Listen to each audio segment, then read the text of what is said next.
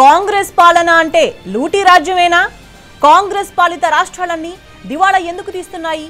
ఆస్తులు ఎందుకు తగ్గుతున్నాయి? అప్పులు ఎందుకు పెరుగుతున్నాయి? అభివృద్ధి జాడ ఏది?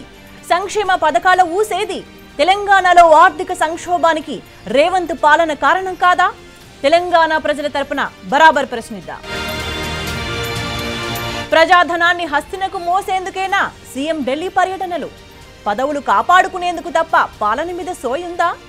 అప్పుగా తెచ్చిన నిధులతో ఎవరి బొక్కసాలు నింపుతున్నట్టు?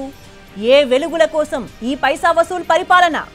అమ్ముకు తినడమేనా ఇందిరమ్మ పాలన? గోల్మాల్ రేవంత్ సర్కార్ను సూటిగా అడుగుదా. పట్ట పగలు కమాండ్ కంట్రోల్ ముందే పోలీసులపై దాడులా? నడి రోడ్డుపై హత్యలు, రైళ్లలో అత్యాచార యత్నాలు. తెలంగాణలో అసలు లా అండ్ ఆర్డర్ ఉందా? పోలీసులకే రక్షణ కరువైతే సామాన్యుడి పరిస్థితి ఏంటి? రాష్ట్రంలో క్రైమ్ రేట్ ఎందుకు గణనీయంగా పెరిగింది? ప్రజలకు భరోసా ఇవ్వని ప్రభుత్వాన్ని బరాబర్ నిలదీద్దాం.